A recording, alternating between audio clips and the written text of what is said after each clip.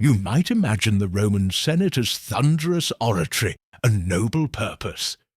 But tonight you'll find something far sleepier. Picture marble benches, 1,000 sandals shuffling, and a chamber so serious it forgot how to end its own meeting, for one whole day, or perhaps forever. The greatest minds of Rome debated whether silence itself required a vote. Somewhere, a pigeon waited to deliver the same message twice. So settle back under your blanket of history, and let the empire's most determined bureaucrats lull you into dreams. If you enjoy drifting through the quieter corners of time, you can softly subscribe. No quorum required. Now, let's return to that meeting that never quite adjourned. You come at dawn, when the marble still bears the chill of night, and the colonnades of the Curia Julia breathe out the slow mist of morning. The forum below is half awake. Mule carts creak over the stones. Bread sellers whisper the first prices of the day, and the bronze statues stand silent, their eyes clouded with dew. You ascend the worn steps in sandals that whisper against the stone, carrying a wax tablet already smudged with yesterday's notes. For today is the day of the meeting. It was scheduled 3 weeks ago, confirmed by the lictors, witnessed by the scribes, approved by the augurs, and inscribed with due solemnity upon the wooden board at the Senate door. No one remembers exactly why it was called, but everyone agrees that it cannot, under any circumstance, be cancelled. Inside, the chamber smells faintly of olive oil, papyrus, and the dust of law. The benches form their patient semicircle, waiting for weighty decisions to be made upon them. Light falls through the high latticed windows, like columns of pale gold dust, where it trembles upon the floor and fades into quiet. You take your place among the lower magistrates, behind a praetor whose helmet plume still glitters with yesterday's triumph. He looks proud, half asleep, and resigned to the long day ahead. The scribes unroll their scrolls. The first reads the agenda in a tone both proud and apologetic. Item primum, the distribution of grain to be discussed. Item secundum, the drainage of the Campus Martius. Item tertium, a petition regarding a goose that was, in error, granted citizenship. There are 26 items. Each one nods gravely at its neighbour, like dominoes set to fall in the slow motion of centuries. You exhale quietly, knowing that the morning will unspool like a ribbon of wax. The consul enters, robes trailing, face composed into that serene gravity Rome expected of its daylight gods. Behind him, the lictors bear the fasces, their rods bound with scarlet cord, the silent reminder that authority is an art and punishment a craft. He sits, adjusts the fold of his toga, and nods once. The meeting begins. At first, it feels almost swift. Aediles speak of granaries. Quaestors murmur about accounts. A murmur passes like wind through reeds. Latin phrases softly repeated, clauses amended, motions tabled. Someone coughs, someone yawns discreetly. Ink dries. The sun inches up the sky. From the courtyard outside comes the occasional bray of a donkey, the chime of a smith's hammer. Inside, time thickens. You note the rhythm. The consul speaks, the scribes scratch, the air swells with words that no one quite hears. A senator gestures vaguely toward a map of the Tiber drawn on wax. Another asks for clarification, though he too has forgotten what was clarified before. The augur clears his throat, recites the flight of birds from memory, and declares them moderately favourable. The assembly nods, as if the gods themselves have signed the minutes. By midday, light spills across the floor in a pale flood. The meeting pauses for bread and watered wine. Servants glide through the aisles, carrying trays of olives and figs, speaking not a word. Outside, the forum hums at full brightness. Petitions shouted, statues gleaming, banners lifted in the wind. Inside, however, the voices stay low, respectful, half asleep. You taste the bread, soft and plain, and think briefly of the sea. Then, with the faint rustle of parchment, the consul resumes. The grain question circles back. A senator stands to propose a subcommittee, which immediately requires the election of a chairman, which in turn demands a small debate on procedural law. You lean on your hand, tracing the edge of your tablet with your stylus, and feel the slow satisfaction of surrendering to endlessness. No resolution will come soon. Perhaps that is the comfort of Rome. Even its indecision is monumental. Afternoon comes golden and weightless. The clerks light lamps in the corners, their flames wavering in rhythm with the cadences of speech. The air grows warm with human breath and candle smoke. Outside, pigeons gather upon the roof, cooing softly, their small sounds filtering down through the high air shafts like murmured prayers. One by one, the senators settle deeper into their togas, their minds sliding between attention and reverie. A messenger arrives with a sealed note, some minor report from Ostia. It is opened, read aloud, debated, referred to a future committee. The note's wax seal lies upon the floor like a red coin of the sun, unnoticed. The agenda advances by one line, then stalls again upon the drainage of the campus Martius. Engineers argue in technical Latin about the gradient of the earth, the slope of water, the temper of the clay pipes. The consul listens with noble weariness. You too listen, and yet the words drift over you like the drone of bees. Somewhere between one speech and the next, time begins to stretch thin.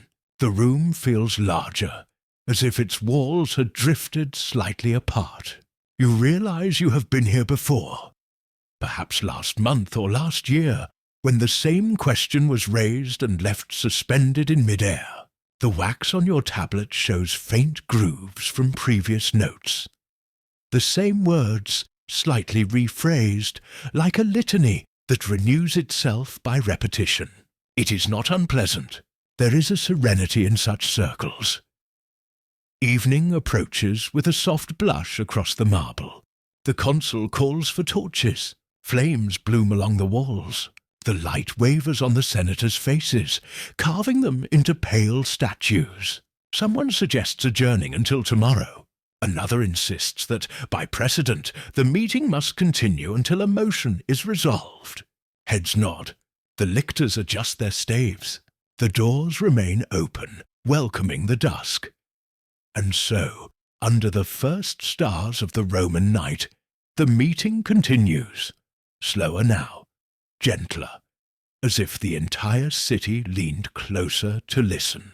You rest your hands upon the cool edge of the bench and let your eyes half close. The voices blend into rhythm. Senatus, consultum urbis. The Latin becomes music, steady, ancient, and unending. The lamps burn low. The moon rises over the Palatine. Someone reads the next item on the agenda, a minor petition regarding a goose, and the laughter that follows sounds almost like sleep. Night folds itself over the forum like a soft blue cloak, and the Curia breathes slower. The marble that once blazed white beneath the sun now glows with the subdued warmth of torches, their light trembling upon the faces of men who have forgotten how long they have been speaking. The oil in the lamps gives off a faint scent of resin and smoke. The flame sighs each time a door opens. Outside, Rome hums at half volume, taverns clinking, fountains murmuring, footsteps fading down the Via Sacra. but here within the chamber time has loosened its grip. You watch the consul raise his hand for silence. The gesture is weary but ceremonial, a habit older than thought. The murmur dies away, replaced by the whisper of styluses carving shallow furrows into wax. Somewhere a quill snaps.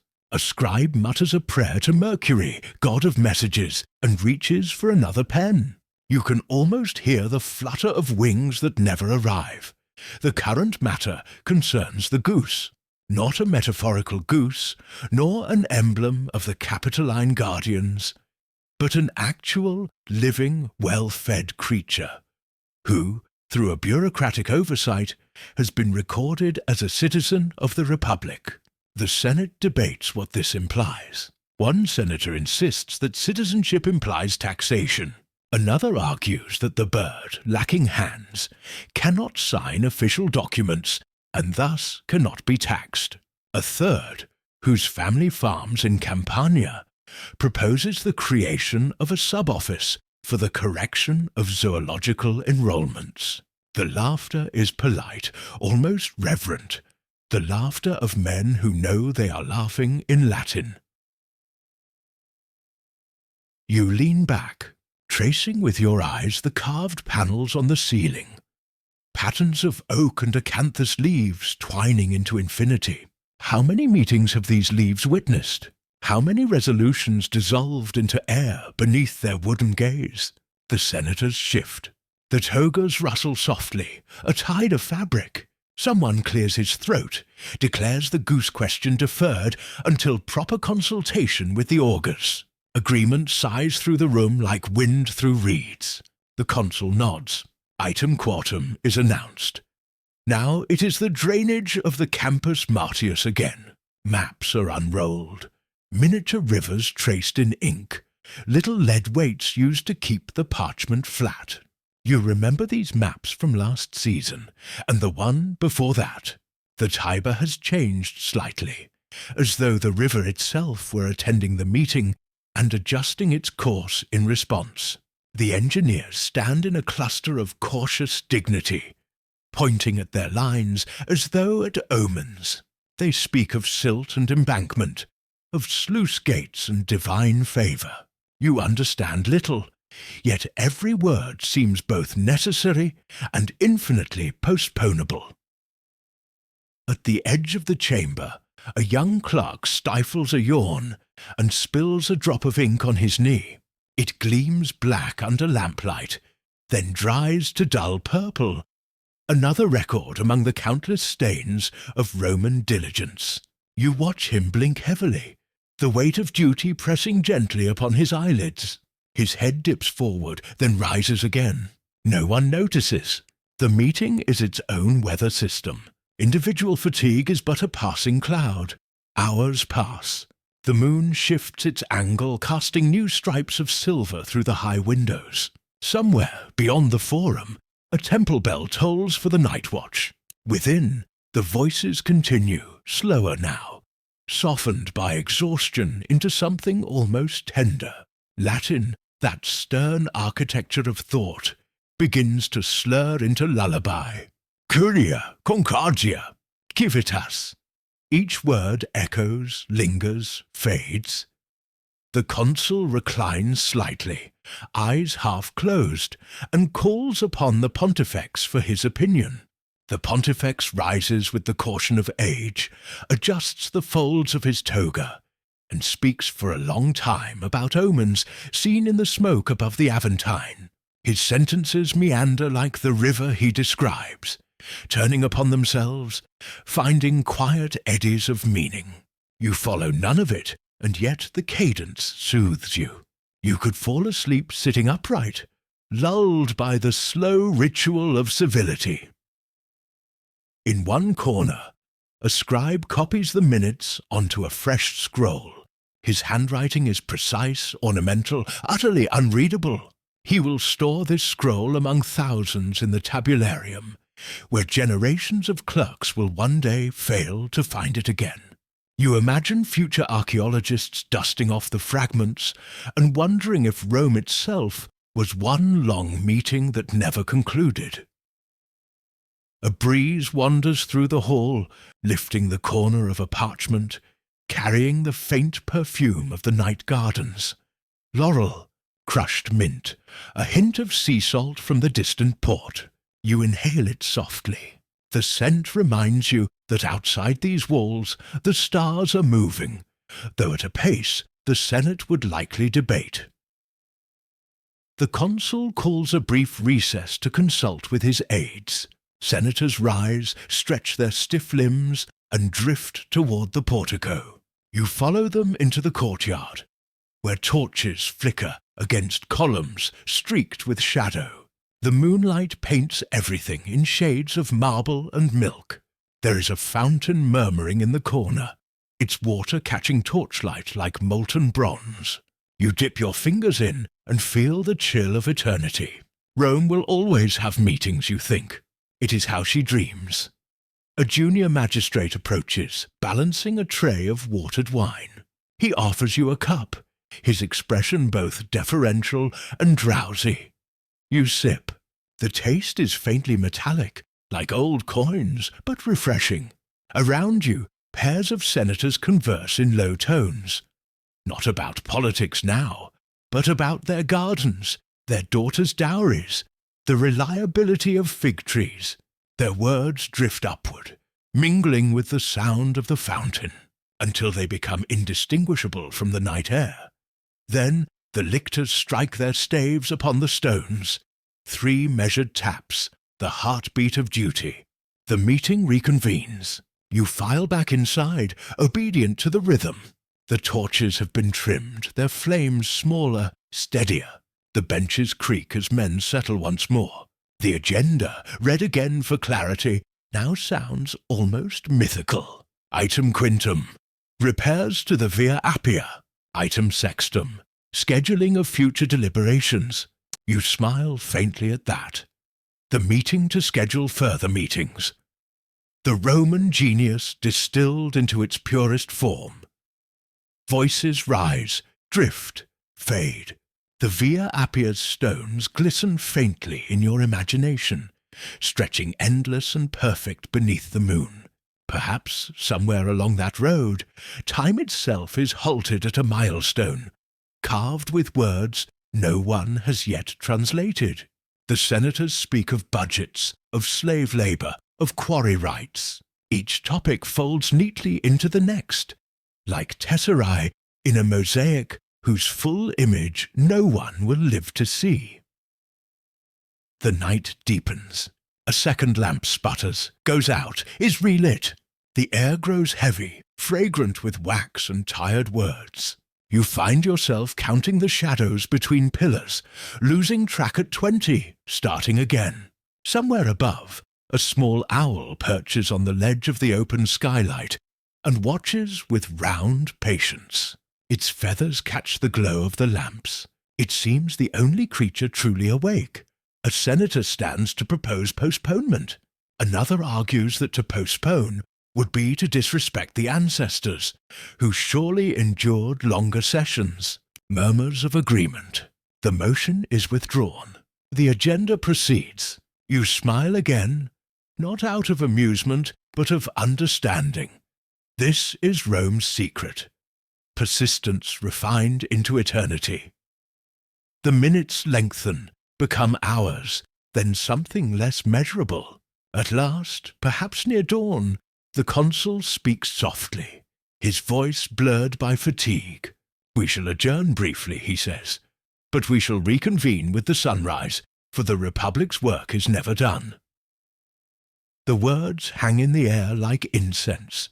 No one disputes them. You rise, stretch, feel the marble cool beneath your feet once more. Outside the sky is paling. Birds begin to murmur among the eaves of temples. The city breathes in again. The senators drift toward the doors, their shadows long and wavering. Tomorrow they will return, sit upon the same benches, open the same scrolls, and you too will come, because the meeting, once begun, belongs not to a day but to all of time. The sky above the forum is a thin wash of pearl and rose when you return. The air holds that cool sweetness of early morning. Before the day's heat stirs the dust and chatter, you pass under the arch of Augustus, where pigeons shift like fragments of cloud upon the carvings. Your sandals click against the stones still wet from dew. The Curia Julia stands ahead, square and solemn, as if it too has been waiting all night for you to come back and continue what began before memory. Within, the lamps have been trimmed, the ashes swept. The marble gleams faintly, polished by fatigue. A few early clerks shuffle parchment, their faces pale as parchment too. The scent of burnt oil lingers, a memory of flame. The consul is already there, seated beneath the gilded cornice, eyes ringed with sleepless resolve. He greets you with a nod that says, "The Republic wakes again, and so must you." You take your seat among the rows of senators. The benches remember you. They creak in recognition. The scribes dip their reeds in ink, poised to capture more sentences that will never quite end. A lictor announces the hour. A priest sprinkles a little water from the Tiber upon the threshold to wash away the night's neglect. Everything begins again, precisely as it ended. Rome, after all, is nothing if not punctual in its repetitions. The agenda is read anew, its litany unchanged. The same items, the same order, the same patient tone. You wonder briefly if the parchment itself dreams between readings, if, when the scroll is rolled up for the night, it hums softly to itself, remembering the sound of debate. The thought comforts you. Even the tools of bureaucracy deserve their sleep. The first discussion concerns the Via Appia. The road has been proud for centuries, but rain and time conspire against it. An engineer stands to report that a section near Capua has sunk by half a hand's breadth. The senators murmur in grave sympathy, as though the very spirit of Rome had caught a chill. You watch the man trace the slope of the road in the air with his hand, his gesture slow, almost devotional. Someone suggests a special fund for repairs. Someone else reminds them that the grain issue remains unresolved. A small ripple of laughter passes through the chamber, and then silence again. The matter is tabled outside. The morning grows warmer. Vendors shout from the forum below, figs, bread, garlands of violets. Their voices drift faintly through the high windows, blending with the drone of senatorial Latin until one could mistake commerce for philosophy. You imagine the city as a single great heart, beating beneath layers of marble and decree. Each shout, each decision, each clink of coin adds to its pulse. The consul clears his throat and moves to the next item. Grain distribution for the lower districts. The scribes roll out another chart. Columns of figures drawn with obsessive neatness. You stare at them until the numbers blur into tiny battalions marching toward infinity. The prefect of the granaries rises, speaks of shortages, of ships delayed in Ostia's harbour by the wrong wind. The discussion drifts toward astrology. The augur frowns. The consul intervenes with weary dignity. Let us keep to earthly matters. The senators nod solemnly, though several glance upward, just in case. It is mid-morning now, and sunlight pours like honey across the chamber floor. The marble gleams almost too brightly. You squint, half-dazzled, and watch the dust dance in the beams, each mote turning slowly, patiently, as if debating its own descent. Somewhere deep in the hall, a fly hums in circles, mimicking the argument's eternal return. The sound merges with the scratch of styluses and becomes the pulse of the meeting itself. A young tribune speaks next.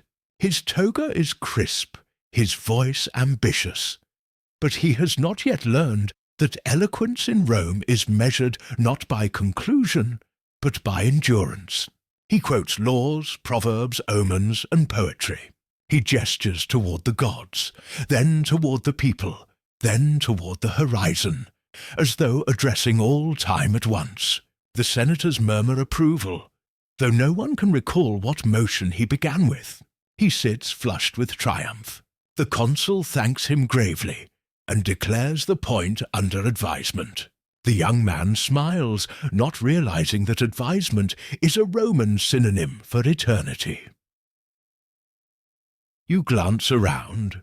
The same faces, the same folds of toga, the same half-closed eyes. A senator at the far end has fallen into what might be a trance or sleep. His hand still holds his stylus upright like a scepter of intention. Beside him, another scratches absent-mindedly at his beard, creating a rhythm not unlike a ticking clock. You wonder if time itself might have been invented here, between one argument and the next, as a polite excuse to stop speaking. Lunch is brought. Bread, cheese, watered wine, dates. The servants move quietly, their footsteps careful not to disturb the fragile web of contemplation.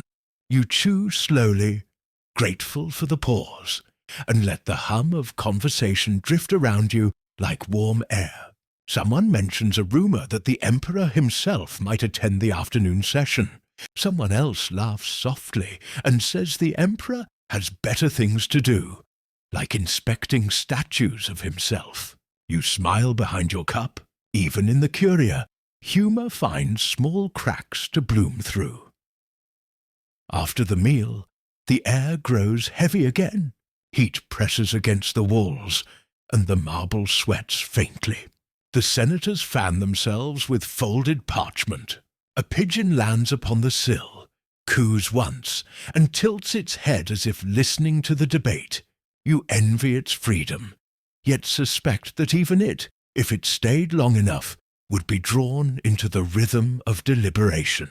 The meeting is a tide, and all who enter are slowly eroded into agreement. By late afternoon, the shadows have lengthened. The consul calls for progress reports. Each official rises in turn, each speech resembling the one before. The words repeat themselves like prayer beads. Res publica. Senatus, virtus, utilitas. You lose track of meaning, but the cadence remains, soothing in its predictability. It is the heartbeat of governance, unhurried, circular, eternal. Outside, thunder mutters faintly over the hills. The air smells of rain. The lamps are lit again. Small orange moons trembling against the oncoming storm. A clerk closes the shutters. The room dims, grows intimate, almost sacred. The consul speaks of continuity, of duty handed down like a torch. His voice rises and falls like waves against stone. You listen not for sense, but for the comfort of sound. The way Latin folds around itself. The way words can be heavy and hollow at once. Then the rain begins, soft at first, then steadier. It drums upon the roof of the Curia, a rhythm older than empire. You feel the coolness seep through the walls, a reprieve from the day's heat. The senators listen, heads tilted slightly, as if the heavens had joined the debate. For a brief moment, the sound of rain replaces the sound of speech. Rome, magnificent and weary, listens to itself breathing. When the storm passes, twilight has come again. The lamps are brighter now, their flames steady in the still air. The consul calls for one final motion, to adjourn until morning. No one objects. The wax tablets are closed, the scrolls rolled up like sleeping serpents. You stand, stretch your legs, and feel the faint tremor of relief in your chest. Outside, the sky glows violet. The streets shimmer with wet reflection. Columns, arches, torches doubling in puddles. The city is beautiful in its fatigue. You walk homeward, beneath the dripping eaves. Behind you, the Curia stands like a silent thought, still unfinished. The meeting has paused, not ended. Tomorrow, and the day after, and the day after that, it will resume. Because Rome, in her wisdom, never concludes. She simply continues. You glance once more over your shoulder. In the high window, a single lamp still burns. Perhaps a scribe lingers, copying notes no one will ever read. Perhaps it is just the reflection of the moon. Either way, it is enough to guide you through the quiet streets, toward the promise of sleep. You wake before dawn again, half dreaming, half certain you never left the Curia at all. The marble steps in your mind lead upward through a mist of incense. The sound of sandals and murmured Latin lingers in your ears like a pulse you have begun to share. Rome breathes, and you breathe with her. Outside, the streets glisten faintly from the night's rain. Torches sputter, leaving soft halos of smoke above doorways. The bakers have already opened their ovens. Warm bread scents the air. A slave boy carries baskets past you, humming a tune older than the city's walls. The tune repeats itself in the rhythm of your walk. A gentle, patient beat, one step per century. The Curia stands waiting, severe and familiar. Its bronze doors closed like eyelids, guarding a long dream. The first lictor greets you with a nod. He looks neither awake nor asleep, merely eternal. You pass inside into the hush before voices begin. The benches glow faintly in the lamplight, each polished curve worn smooth by generations of sitting, listening, deciding not to decide. The scribes are already at work. One melts fresh wax into the tablets, another straightens scrolls that curled in the night's humidity. The smell of resin and ink blends with that of wet marble. You find your seat, set down your stylus, and watch light seep through the high windows. Thin at first, then widening into columns of gold dust. It feels like a benediction, or perhaps a reminder. Day 3, still unresolved. The consul enters quietly. His robe is immaculate, though his eyes show the grey weariness of command. He raises his hand. The assembly rises, murmurs the customary invocation. To Jupiter best and greatest, to Concordia, to the genius of Rome herself. The words roll gently from tongue to tongue, half chant, half habit. You mouth them too, and feel the vibration settle in your chest like a slow drum. The agenda is read once more. There is something comforting about its sameness. The same sequence, the same phrases, the same careful pauses where the scribes know to dip their pens. You begin to suspect that the agenda has become a kind of liturgy, that its power lies not in progress, but in repetition, like the turning of prayer beads or the recitation of names of the dead. Each reading keeps the city balanced between order and oblivion. The first item, grain. Again, the prefect speaks of ships from Egypt delayed by contrary winds. The augur notes that the winds correspond to an unfavourable quadrant of Mercury's ascension. The consul thanks him with polite disbelief. You find yourself admiring the balance, faith and fact, woven seamlessly into governance. Rome listens to the stars, but she also counts the sacks of wheat. She will feed herself with logic and omen both. Next, drainage. The engineers have revised their maps. They unroll new parchment, its edges still smelling of fresh ink. Lines of blue trace the Tiber's ancient willfulness. They propose diverting a tributary.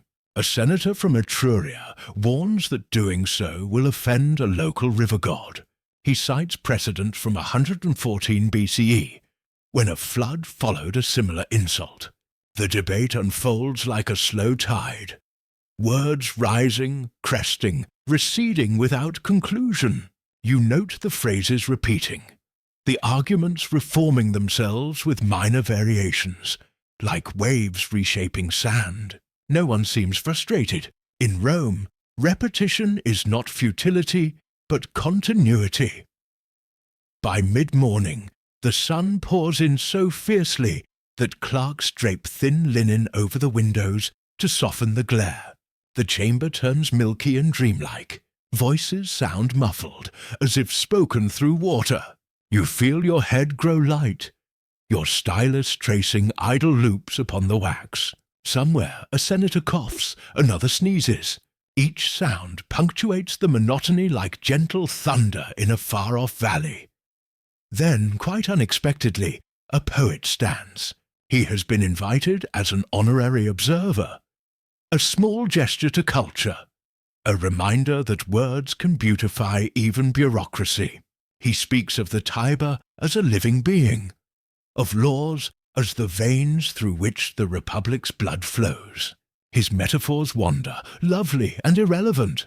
The senators listen, entranced by the luxury of meaning nothing for a moment.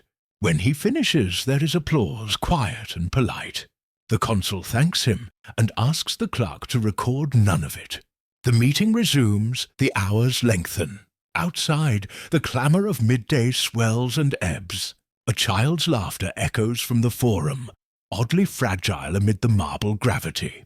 The sound fades. A cloud crosses the sun, leaving the hall in temporary twilight. The torches are relit. The air smells faintly of smoke and citrus oil. You realize that you can no longer tell whether it is still morning or already evening. Time has become a texture rather than a measure. The consul announces the next matter, the scheduling of future sessions. A ripple of amusement travels the room, subdued but real. Even the statues seem to smirk. Yet the proposal is treated with full solemnity. A clerk reads the projected calendar, dates stacked like dominoes through the next season, each marked with the phrase "discussion continued." You hear your own name among the attendees. You imagine a future of endless mornings just like this one, each identical yet somehow sacred. Lunch arrives again, simpler now. Olives, bread, and a few slices of dried fig. You eat mechanically, grateful for the weight of food grounding you in the present. The talk drifts to minor gossip. Whose nephew seeks office, whose villa roof collapsed, whose statue cracked in the last storm. These things, too, are politics in their way, the human sediment from which decisions grow. After the meal, the consul requests reports from the provinces. Messengers read letters aloud, news from Gaul, from Hispania, from the African coast. Each letter begins the same way.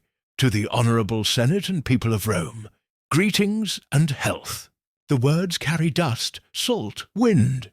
Yet as they are spoken within these walls, they lose their edge and become part of the Curia's calm breath.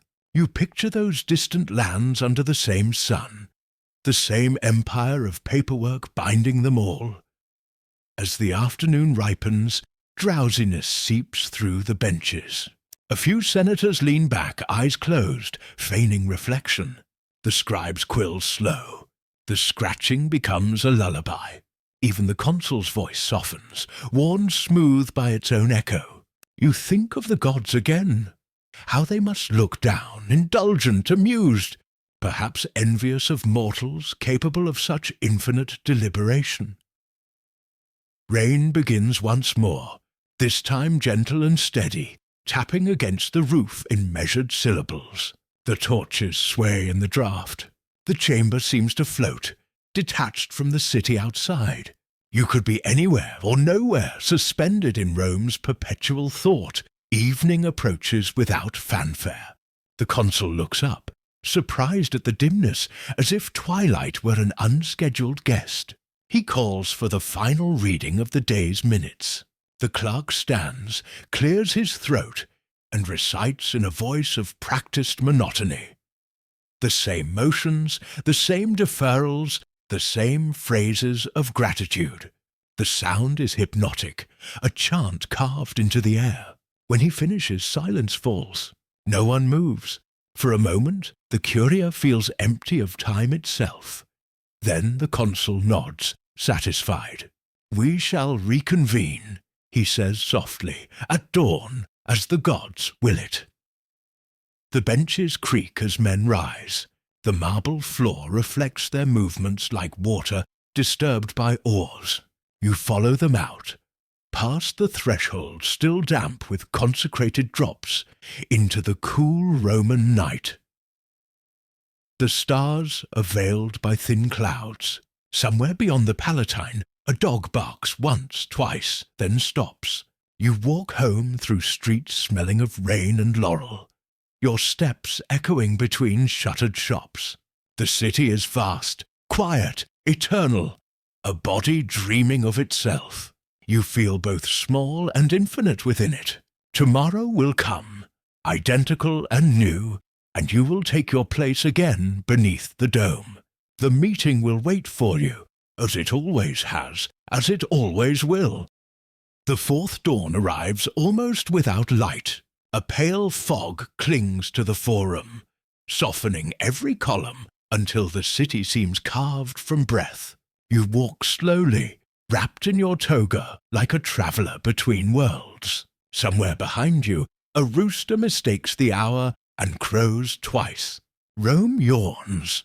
Inside the Curia, the benches remember you. They creak the way a mother sighs when a child returns home yet again. The wax tablets have been rewarmed. The scent of honeyed smoke lingers. A new clerk stands where yesterday's clerk stood, so identical in posture that you suspect he may be the same soul reborn overnight. He smiles faintly, as if aware of your thought. The consul enters later than usual, accompanied by 2 augurs. Their white robes glimmer faintly, traced with threads of gold. The air smells of wet feathers and incense.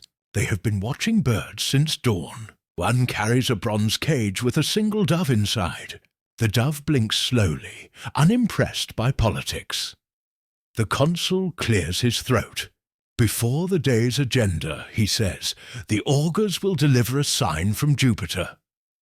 You lean forward. The augur opens the cage, releases the dove. It flutters once around the ceiling, leaves a delicate white mark on the coffered vault, and escapes through a high window into the mist. The senators exchange glances. The augur bows. The omen, he intones, is favourable, provided debate remains orderly. It is, perhaps, the most optimistic thing anyone will say today. The agenda begins. The same parchment, the same headings, now slightly smudged from repetition. Yet today there is something different in the air. The light filtering through the fog gives the chamber a milky unreality. You can't tell whether the voices around you echo or precede themselves. Even the statues along the walls seem to lean in, listening. As the first argument about river drainage resumes, word for word, gesture for gesture, you notice that one statue moves. Barely. A marble hand, resting on a scroll, curls its fingers just a little tighter. You blink. The movement is gone. Perhaps it was the torchlight. Perhaps the gods, bored on Olympus, have decided to attend in person. Soon you begin to see them everywhere. Mercury, disguised as a messenger, standing among the scribes and pretending to record minutes on a wax tablet that never fills. Minerva, seated at the back, wearing the face of an elderly senator, nodding sagely whenever anyone says wisdom. Even sleepy Bacchus appears in the corner, swirling watered wine in a senator's cup, his wreath of ivy half hidden beneath a hood. None of this feels strange. In Rome, divinity often mingles with paperwork. The consul, unaware or politely pretending, proceeds to item 3, the procurement of marble for a new statue of victory. The sculptor presents a small clay model. It is exquisite, her wings caught mid-beat, her eyes focused on some invisible triumph. The senators murmur approval, yet one, older than the rest, raises a finger and asks whether endless victory might grow tiresome. The room goes still. You almost hear Minerva chuckle. The sculptor hesitates, then agrees to make the statue appear slightly fatigued, in keeping with current events. A motion is passed. Everyone nods, relieved. Mid-morning drifts into noon. The clerks light new lamps, their flames reflecting in the polished floor like tiny suns trapped in amber. A messenger enters, real or divine, you can't tell, with news from the provinces. Another successful census, another shipment of grain delayed, another governor requesting retirement. The consul thanks him, and the man vanishes as if dissolved by silence. Lunch returns. Figs, olives, salted fish, and the eternal bread. You chew slowly, noticing the way conversation softens after food, like a wave breaking on sand. Someone tells a harmless joke about Neptune's temper. The laughter rises, faint and polite, drifting toward the ceiling beams, where cobwebs hang like forgotten banners. Outside, the fog has burned away, revealing a sky so blue it hurts. Sunlight spills through the doorway, touching the floor with molten gold. The senators blink, dazzled, as if seeing the world for the first time. A pigeon, perhaps the same from morning, struts in boldly, coos once, and leaves a tiny offering on the floor near the consul's sandal.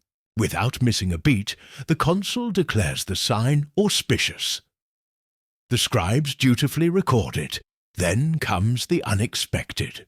The door opens again, and a woman steps inside. No woman is permitted in the Senate, not even a vestal, but no one dares protest. Her robe gleams white as moonlight, and a faint shimmer of heat bends the air around her. She says nothing, merely takes a seat near the threshold. You feel warmth radiate from her, comforting and strange. Some part of you recognizes her, not as mortal, but as Vesta herself, guardian of Rome's hearth. She folds her hands, closes her eyes, and listens to the debate about drainage as though it were a hymn. The hours flow onward. You begin to sense a rhythm beneath the speeches. The rise and fall of voices, the turning of wax tablets, the rustle of togas. It is almost music. Perhaps the gods hear it too, for none of them leave. Mars leans on a column, tapping his foot. Mercury sketches doodles on a tablet. Even solemn Saturn chuckles once, when a senator misquotes an edict. The meeting has become a kind of cosmic lullaby. A bureaucracy so perfect in its stasis that eternity itself feels at home. As twilight settles, torches are lit once more. The chamber glows with amber and shadow. The consul stands, his silhouette haloed by flame. "We have accomplished much," he says, though nothing tangible has changed. Rome endures because Rome deliberates. The senators murmur assent, weary but proud. The gods, invisible again, seem to nod. Outside, the city hums. You step into the cooling air, and for a moment you imagine the Curia still speaking behind you, its walls murmuring softly, like a shell pressed to your ear. The meeting will continue, with or without its mortals. Rome, after all, cannot stop thinking. You walk home through streets of bronze shadow, past temples where lamps burn all night. The sound of the Tiber reaches you, slow, endless, like the Senate's own reasoning. You realize that perhaps the river and the meeting are one and the same, both flowing, never finishing, both sustaining the city by refusing to arrive anywhere. A single star appears above the Capitoline Hill. You follow it with your eyes until it blurs. Somewhere beyond that light, the gods are already planning tomorrow's session. By now, the days have folded into one another, like parchment left too long in a humid chest. You wake without knowing which morning it is, only that the bells of the Temple of Saturn sound softer, as though struck from underwater. The Tiber mist creeps through the alleys and wreaths the statues in pale halos. The baker nods to you, already knowing where you are going. Everyone knows you are part of the ritual now. The Curia smells faintly of cedar oil and history. The same scribes, the same benches, the same sequence of sighs. The floor bears faint footprints of toga hems, tracing a perfect loop between entrance and exit. As you sit, you realize that you can finish every sentence the consul is about to begin. Not because you are clever, but because the words have worn grooves in your mind, like water-shaping stone. The agenda today bears a new heading, on the nature of continuance. You almost smile. Rome, after all, cannot resist legislating even the abstract. The clerk unrolls the scroll. The letters gleam faintly red where the ink has mingled with wax. The consul clears his throat with the gravitas of a man announcing the obvious. "We gather," he intones, "to determine whether our deliberations shall, by divine and civic right, be considered continuous." A pause. The senators nod solemnly, as though this were a question of immediate consequence. The gods, half visible in the periphery, lean forward. Minerva rests her chin on her fist. Mercury whispers something to Mars, who chuckles soundlessly. A motion is made to define continuance as that which does not end, yet is always about to. A motion is countered, suggesting instead that which, through repetition, preserves its own necessity. A third senator proposes that the matter be postponed until its meaning is clarified. The motion passes unanimously. A clerk records it carefully. To be discussed tomorrow. You can almost hear Jupiter laughing in the rafters. The next item, again strangely new, is correspondence with the eternal. The Curia rustles, sandals shift. The consul explains, "Since our deliberations appear without terminus, it may be prudent to notify the heavens officially. A courier, chosen by lot, is tasked with drafting a message to Eternitas, goddess of perpetual time." You watch him sharpen his stylus with meticulous reverence.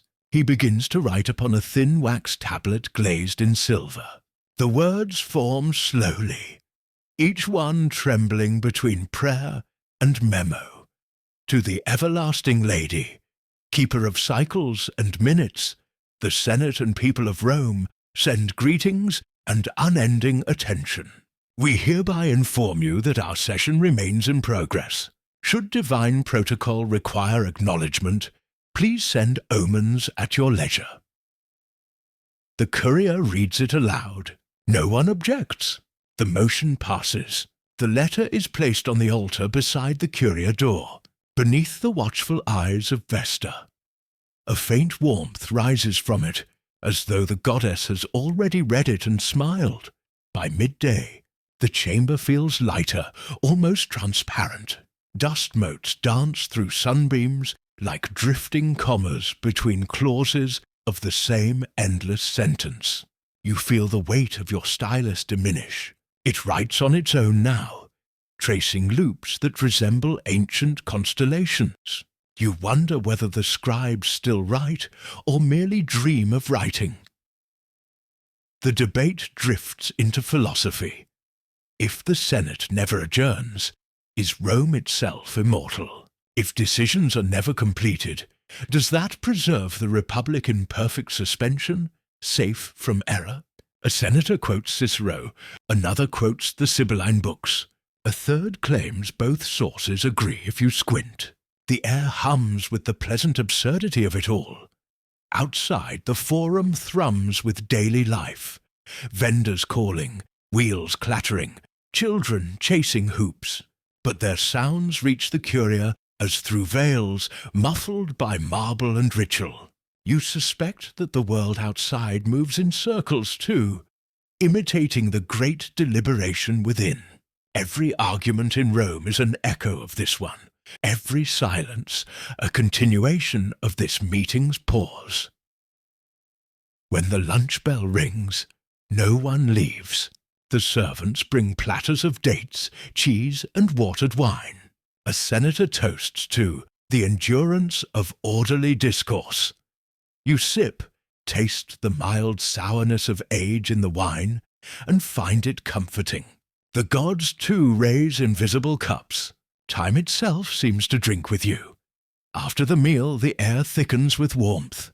The senators' voices grow softer, almost tender. They speak of memory, of lineage, of the gentle tyranny of duty. Someone recalls an ancestor who fell asleep during the canny debate and awoke 20 years later, still in office. Laughter ripples through the hall, low and affectionate. You begin to think that perhaps sleep is Rome's secret form of continuity, a civic virtue disguised as rest. By late afternoon, clouds gather. A drizzle patters against the roof. A rhythm like distant applause. The consul looks up. "Let the record note," he says, "that the heavens approve." A clerk dutifully inscribes, "Rain," interpreted as consent. The fog returns with evening. Through its silver haze, the torches seem to float, detached from their brackets. The senators fade into silhouettes, outlines of togas and nodding heads. The gods, now scarcely visible, seem woven from the same mist. One by one they too appear to take notes. Perhaps they fear forgetting what it feels like to be human. The final motion of the day is modest, to adjourn provisionally yet perpetually. It passes without debate. The consul stands weary but content. "Rome endures," he said softly, "because she always promises to continue." The benches creak as men rise. The torches flicker in agreement. Outside, the rain has stopped. The sky smells of iron and jasmine. You walk home slowly, your sandals whispering against the stones. Somewhere behind you, the Curia breathes, still alive, still speaking. You imagine the gods remaining within, whispering among themselves, rehearsing tomorrow's speeches. You wonder if you too will return, or if you already have countless times, in some loop of civic devotion that neither time nor reason can dissolve. You pass a fountain, toss a coin into its still water, and watch the ripples spread. For an instant, you think you see your reflection wearing a senator's laurel and a faint knowing smile. Then it fades. Only the water remains, repeating the pattern until the stars appear. Tomorrow, you tell yourself. The meeting will surely end tomorrow. But deep down, beneath the calm surface of thought, you know that it won't. And that, strangely, this comforts you. By now, you have stopped counting mornings. The idea of day and night feels ceremonial. Useful perhaps to the bakers and shepherds, but not to those within the Curia's marble breath. There is only continuance, light that brightens and dims, torches that flare and fade, a cycle so polite it no longer needs the sun. You arrive at your seat, as always. The wax tablet before you bears faint grooves of older words, half erased, yet unwilling to vanish. A scribe warms new wax over a coal brazier, its smoke curling upward like incense. He looks at you with the reverent patience of someone who knows he will copy the same sentences until Jupiter himself grows bored. The consul greets the assembly. His voice has developed the tone of a temple priest. Part chant, part sigh. "Esteemed fathers of the Senate," he begins, "today we address the matter of celestial regulation." There is no ripple of surprise. Rome has already regulated almost everything else. Water, wine, marriage, silence, even laughter at funerals. Why not the heavens? The augurs step forward, their staves gleaming. They unroll a map of the sky. Constellations traced with careful gold leaf on dark blue vellum. The stars, one says gravely, do not currently align with the Republic's calendar. We therefore propose a modest realignment for administrative clarity. A murmur of agreement flows like wind through linen. A few senators squint upward through the Curia's high oculus, as if expecting the constellations to already obey. A motion is passed that the Senate, by sacred decree, may request the firmament to adjust its order for civic convenience. A clerk notes it down. Lex Celestis, Act 1. At that moment, thunder rolls gently in the distance, not as protest, but as acknowledgment. Outside, clouds rearrange themselves into disciplined ranks. The sun, slightly late that morning, corrects its course. You glance at Mercury, still disguised as a messenger, leaning against a column, smirking. He winks at you. It seems the gods have agreed to humour Rome's ambition. The next motion concerns the moon. A senator complains that its phases disrupt the scheduling of provincial taxes. Another argues that the moon's habit of vanishing encourages idleness among night watchmen. The augurs consult their charts, whispering to unseen things. At last, a consensus. The moon shall henceforth appear or retreat according to a civic timetable to be published monthly. The scribes write furiously.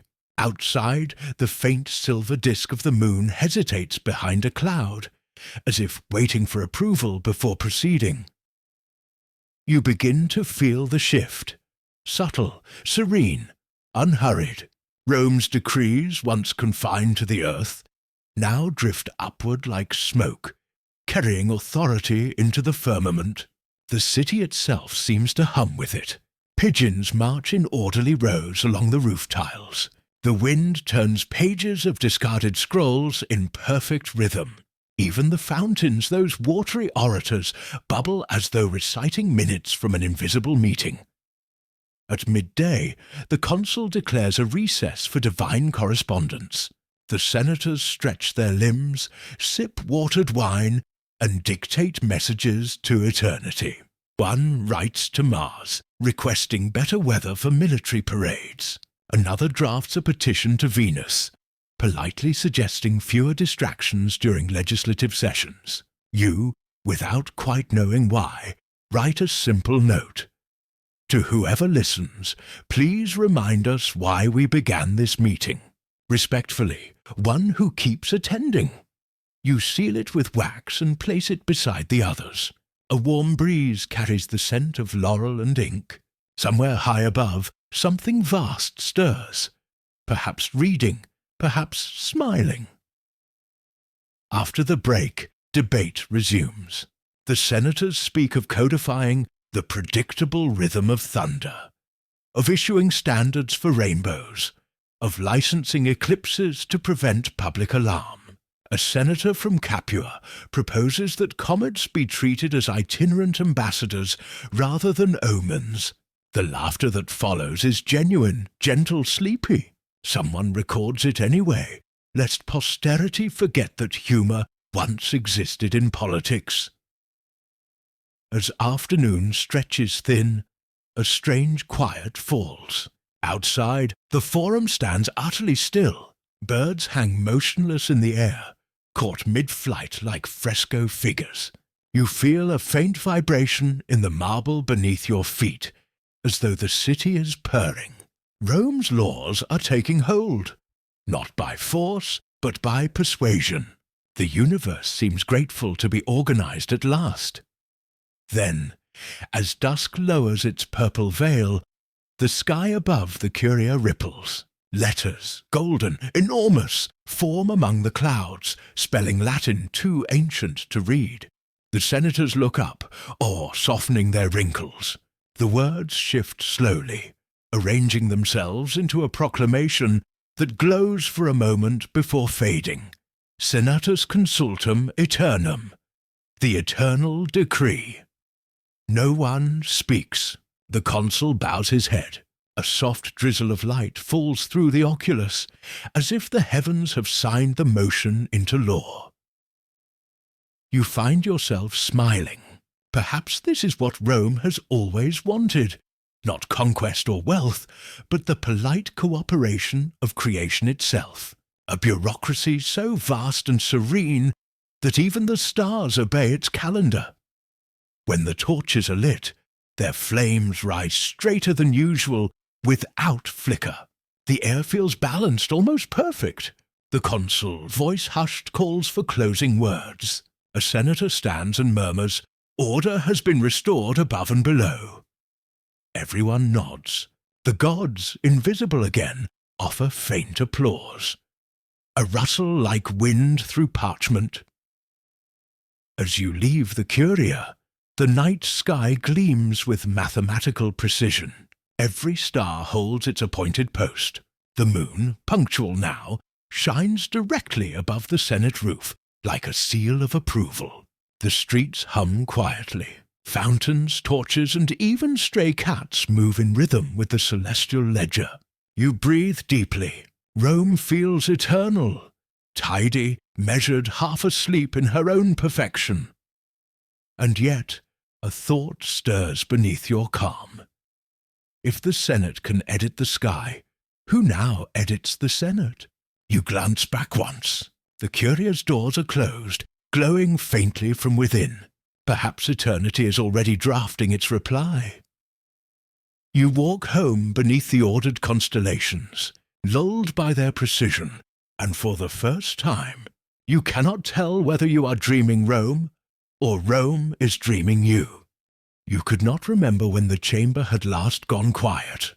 Perhaps never. Perhaps since the first wolf had suckled the founders, Rome had been humming like this. A sound somewhere between thought and thunder.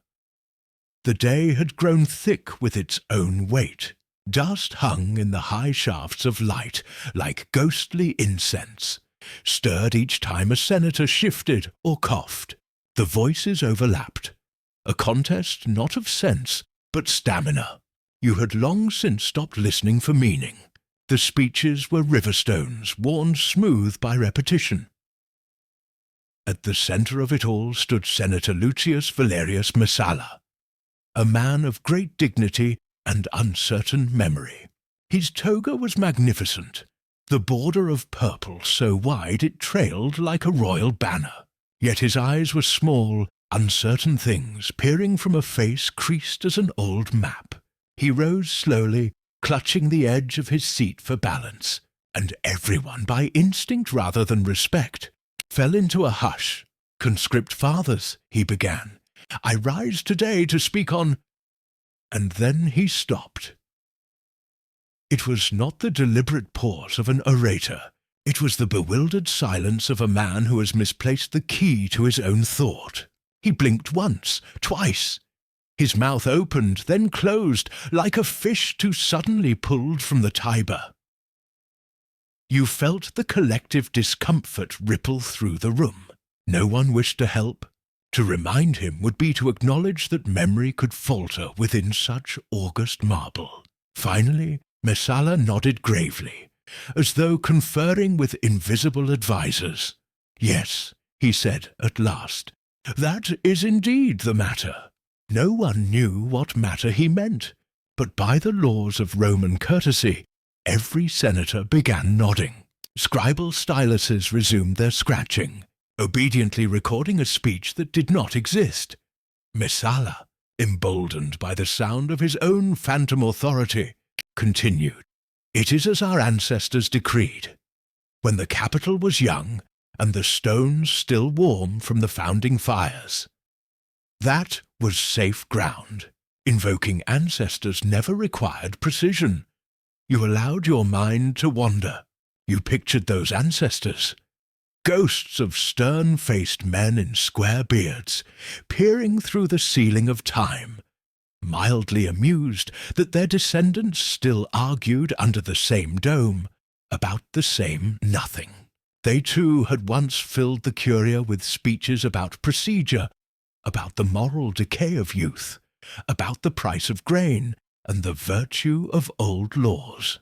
Perhaps Messala's forgetfulness was not failure, but inheritance. As the senator's words drifted from invocation to repetition, the chamber lulled into a daze. You felt your head tilt forward, the edge of sleep brushing against your temples. Around you, others succumbed quietly. A legion of drowsy statesmen holding vigil over their own boredom. But then, unexpectedly, Messala struck the marble with his fist. The sound cracked through the haze like thunder. Therefore, he declared, we must not delay this decision another hour. A murmur of alarm fluttered across the benches. Which decision? No one knew. The clerk nearest the dais looked at his tablets in panic, flipping through lines of wax and stylus marks. The presiding consul leaned toward him and whispered urgently, as if the record might remember what the men had forgotten. The clerk hesitated, then rose and proclaimed, "The honourable senator refers to the matter of scheduling." It was a clever guess. Every Roman meeting, after all, was about scheduling something. The Senate exhaled in relief. Messala nodded as though confirming it had been his intention all along.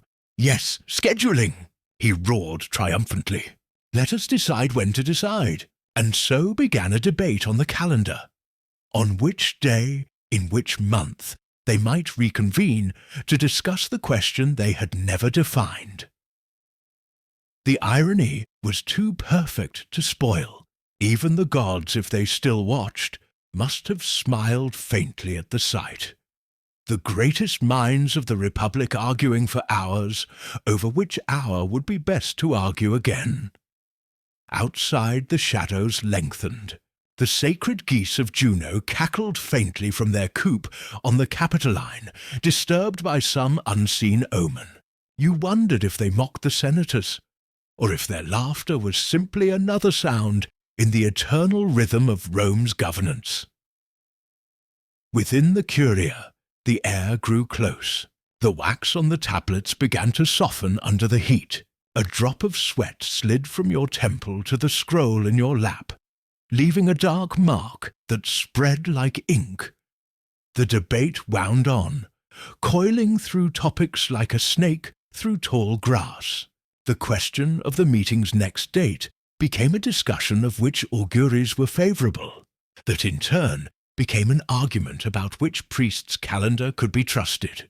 Then came a digression into the reform of intercalary months, the tedious insertion of days to balance, lunar and solar years, and from there into the philosophical question of whether time itself obeyed human decree. By the third hour, you no longer remembered what had been proposed, but still they talked. Still they gestured with solemn hands and addressed one another as most noble father and illustrious colleague. Somewhere near the door, a pigeon found its way in, fluttered once, and perched upon a lintel beam. It watched the proceedings with the same detached patience as the marble gods. You envied it, its indifference, its wings. Messala at last sat down to murmured applause, triumphant in his forgetfulness. The presiding consul nodded approvingly and declared that his speech would be entered into the record. The clerk obediently carved a neat line in the wax. Messala spoke well, and so, with the matter of scheduling still unscheduled, the Senate continued. You leaned back, the cool stone pressing against your spine, and thought that perhaps Rome's true genius was not conquest or law or architecture, but the ability to make even eternity wait for a quorum. Outside, the bronze shadows of the sundial stretched long upon the forum's paving. The hour slid forward, though within the Curia no one noticed. There, time had already been voted out of order. By the time the sun reached its cruelest angle, the air above the forum trembled like oil upon a pan. You, being a practical sort, had expected a pause, a recess, a breaking of the long droning speeches for bread, figs, or at least a sip of watered wine. But no such mercy arrived. The clerks continued scratching upon their wax tablets, their fingers stained with the faint soot of the stylus. The praetor still leaned upon his ivory staff. The murmur of the senators had grown slow and hoarse, like waves striking the same tired shore. A thin beam of light, golden and unwavering, cut through the high window above the Curia. You followed it with weary eyes as it slid from one senator's bald head to another, gilding each in turn as if mocking their pretensions to divine insight.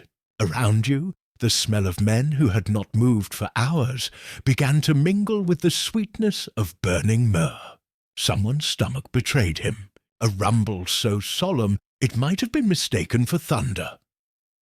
You wondered, as you adjusted your toga for the 100th time, whether time itself had given up trying to measure this day. The great clepsydra, the water clock near the northern wall, had been refilled 3 times already, each time decreeing that the hour had not yet ended. The water fell slower and slower, reluctant to descend. Perhaps it too was bored. Then came a motion from the left benches. A young senator, newly appointed, rose with trembling hands. His voice cracked as he began. "Conscript fathers, perhaps it would be well if we adjourn." But before he could finish, an older man, whose eyebrows met like 2 cypress branches, struck the floor with his cane and thundered, "Adjourn! The gods themselves have not adjourned the sky." The hall groaned in agreement, and so the matter was settled. There would be no recess. You found yourself drifting, eyes half closed, as the speeches blurred into one another. All the same rhythm, all the same words. "The Republic," someone said. "The grain ships," another muttered. "The calendar," a third. None finished their thoughts. They circled like moths around a flame that had long gone out. At the back of the chamber, the record-keepers whispered about precedent. They recalled a similar meeting during the consulship of Appius Claudius, when the Senate had met to decide how to end a session that would not end. The minutes of that debate had filled 12 scrolls, and concluded with the decision to schedule another meeting about it the following week. You smiled faintly. Bureaucracy, it seemed, was eternal. Outside, the sounds of the city shifted. The cries of vendors grew distant. The clatter of carts subsided. Even the pigeons on the roof had given up their cooing, perhaps lulled into stupor by the endless debate below. You caught the faint smell of baking bread from a nearby oven, and for a fleeting moment you envied the bakers, men who worked in flame and flour and went home when the dough rose, not when the Senate did. Then a thought flickered. Perhaps this was the point. Perhaps the meeting was not meant to end, because Rome herself could not afford silence. The hum of discourse was her heartbeat. To cease would be to die, and so the Senate must continue, not out of duty, but out of fear of what would happen in the stillness after the last speech. A junior scribe beside you, barely a man, his downy beard still tentative, yawned without shame. You envied his honesty. "Will it ever end?" he whispered. You turned, slow as marble settling into place, and answered, "In Rome, nothing ends. It merely adjourns to the next century." That earned a weak smile, the kind born of exhaustion rather than amusement. Somewhere, a stylus clattered to the floor, startling a row of half-sleeping men into brief consciousness. A senator began reciting the same clause he had read an hour before, unaware that his voice had grown hoarse and low. The notaries simply nodded, their hands moving on autopilot, as if transcribing the echo of a dream. The sun, now low, painted the floor with long bronze shadows. Dust danced in the beams. Still no one had stood to call dismissal. You thought of your home on the Aventine, of the olive tree that grew near your door, of your servant who would by now be lighting the evening lamp. You imagined the smell of dinner, lentils, garlic, a touch of garum, and your stomach groaned in sympathy. But you could not leave. No one could, not while the meeting remained technically in session. Finally, near what must have been twilight, a senator, perhaps the same one who had first called for adjournment, rose once more. He lifted both hands as though appealing to Jupiter himself. "Fathers," he croaked, "if we do not end, the day shall do so for us." The assembly stirred. For a heartbeat you thought it might truly happen, that someone might second his motion, that the Curia might echo with the blessed sound of dismissal.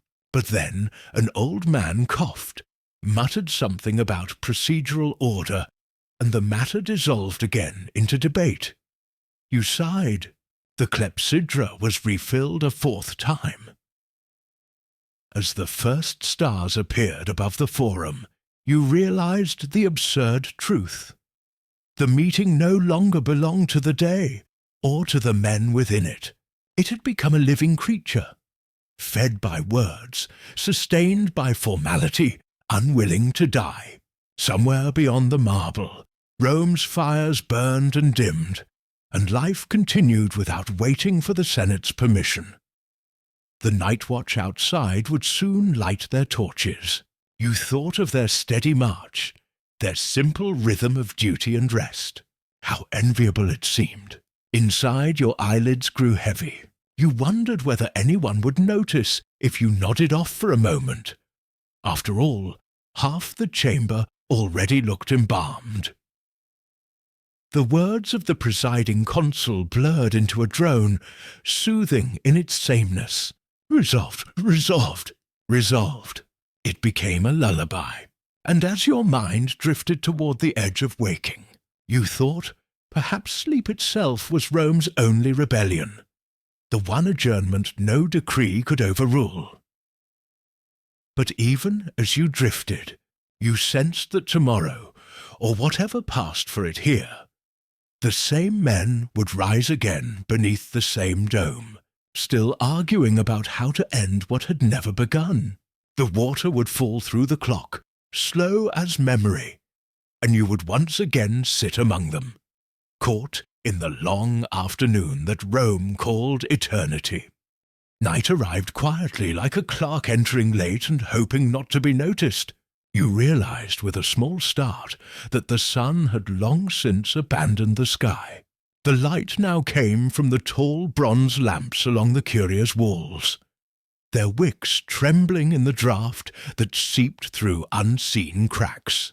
The air had turned cool, but the scent of wax and human weariness lingered. A servant entered bearing a tray of new oil and a handful of dried figs. He moved between the senators like a ghost among tombs, refilling lamps and setting down the fruit without a sound. No one thanked him. Gratitude, like adjournment, was not on the docket. Outside, the torches of the night watch flickered in the forum, their orange halos dancing over marble.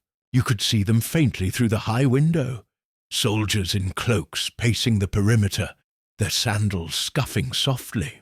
They would change shifts before the Senate did. At some unmarked point, the presiding consul ordered the scribes to continue "for the record." The phrase had become a charm, an invocation against the encroaching silence. The scribes obeyed. They dipped their styluses into soot-mixed oil, scratching carefully upon their wax tablets. Some had been at their benches since dawn. Their eyes were red, their shoulders bent, but still they wrote, recording words that no longer meant anything, preserving the illusion that history was being made and not merely endured. You found yourself watching one of them, a thin man with a scar across his temple, whose stylus moved with mechanical grace, His lips shaped each word he wrote. Motion proposed, motion deferred, motion to defer deferral. His handwriting was flawless, though the meaning behind it had evaporated hours ago. You thought of how future generations might unroll these tablets, misinterpret their fragments, and assume that some vital decision had been taken here tonight. In truth, the only decision being made was whether anyone would remain conscious until dawn. The lamps sputtered. Shadows lengthened and shifted like tides. The senators, once men of vigour, now sat slumped in their seats, the weight of their togas heavy as guilt. A few whispered that the augurs should be consulted, for surely it was impious to let a meeting cross from one day into another without sacrifice. But no augurs were present. They too had gone home, trusting that Rome would survive the night unconsulted. Somewhere near the rear of the hall, a scribe began humming to himself, a simple rhythm, perhaps to stay awake. Another joined in, tapping his stylus against the edge of a tablet. The faint percussion filled the pauses between speeches, turning the Senate's solemnity into something almost tender, like a lullaby for the weary state. You caught yourself drifting again, eyes following the tiny arc of flame upon a lamp's rim. It leaned toward you, wavered, then righted itself. The motion seemed meaningful, as if the flame, too, debated endurance. The consul's voice, once thundering, had grown husky. "Let us proceed," he murmured. His words fell into the room like feathers rather than stones. He turned to a scribe. "Read the next item." The scribe shuffled through his stack of tablets. He looked perplexed. "The next item," he repeated slowly, "appears to be the previous item." A murmur spread through the benches. "Then read it again," the consul sighed, "that we may not lose the sense of continuity." And so it was read again and again. The same clause, the same empty phrase, repeated until it sounded less like language and more like the breathing of the building itself. In the corner, the aedile responsible for civic cleanliness had fallen asleep sitting upright. His head drooped against a column, and each snore echoed faintly like a gavel striking marble. No one woke him. He seemed part of the furniture now, an honorary statue of exhaustion. You turned your gaze upward to the coffered ceiling. The moonlight slipped through the high vents, painting the carvings in silver. Each square held a rosette, delicate, perfect, and between them faint cobwebs shimmered. You thought of how many generations had sat beneath that same pattern of stone and shadow, all convinced they were deciding the fate of the world, while the moon above them marked the hours indifferently. A sudden clatter broke the spell, a stylus falling to the floor. The scribe bent to retrieve it, but his hand trembled, and the tool rolled away into the dark. He looked up helplessly. "Lost," he whispered. The consul frowned. "Lost?" "Yes," said the scribe softly, "the stylus, and perhaps the record." The words hung in the air, absurd and profound. For a moment no one spoke. Then the consul nodded gravely. "So be it entered," he said. "Stylus lost, record uncertain, another tablet filled, another piece of history secured." You smiled faintly. The absurdity had become gentle now, almost sacred. The Senate was no longer a council, but a ritual. A human attempt to keep the darkness from swallowing the known world. As long as they continued to speak, to record, to move lips against the night, Rome still existed. Hours slipped by unnoticed. The oil in the lamps dwindled. The scribes' eyes glistened with fatigue. The wax on their tablets grew soft and blurred beneath the heat. But still they wrote. Still they whispered the motions of a meeting that could not end. Somewhere beyond the Curia, the first rooster called. not to mark dawn, but to remind the living that time had not stopped. You felt it in your chest like a slow, reluctant drumbeat. The consul raised his weary head. "We have laboured nobly," he said, though his voice was little more than a sigh. "We shall continue at first light." No one objected. No one applauded. They simply nodded, the motion slow, synchronized, eternal. And so the meeting continued into its second day, unchanged and unending. The scribes still writing by lamplight, the senators still speaking through sleep, and you still seated among them, watching as the empire's pulse ticked softly in ink and wax. When light returned, it arrived not with the triumphant blaze of a new day, but with the weary reluctance of an old one that had forgotten how to end. The dawn over Rome seemed pale, uncertain, as if unsure whether it had permission to enter the Curia, while the meeting still sat in session. You blinked against the dim gold that crept through the high slits of the wall, tracing slow rivers of light along the marble floor. The lamps had long since guttered out. Their smoke curled faintly upward, forming thin black scrolls that vanished into the morning air. The senators, meanwhile, had not moved. They had merely persisted, half awake, half dreaming, their eyes ringed with the faint grey of sleeplessness. One man near you had fallen asleep with his arm raised, as if frozen mid-motion. Another was murmuring under his breath, reciting a phrase that might once have been part of a speech, or a prayer, or both.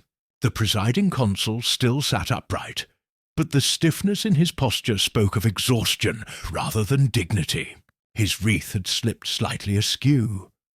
The scribes, to their credit, were already at work again. Their hands trembled but did not falter. They melted new wax into the tablets, smoothed the surface with the flat of their knives, and began fresh entries. The Senate continued its deliberations without interruption. The sentence, copied and recopied, filled entire columns. From outside, the sound of morning returned to the forum.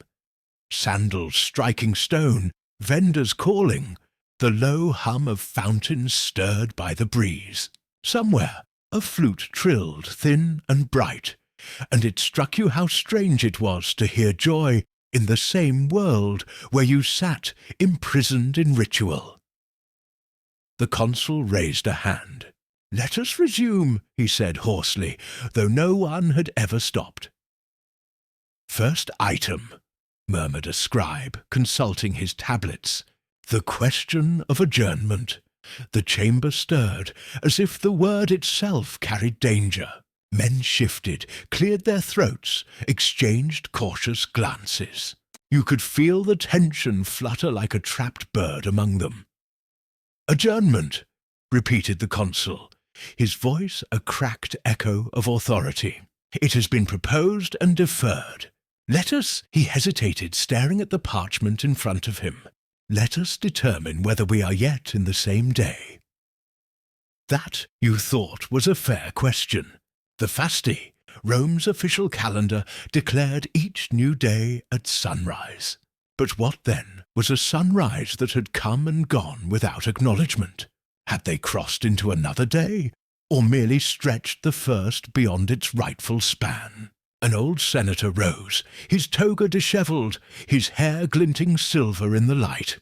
"Fathers," he said solemnly, "if we admit that this is a new day, then yesterday remains unfinished.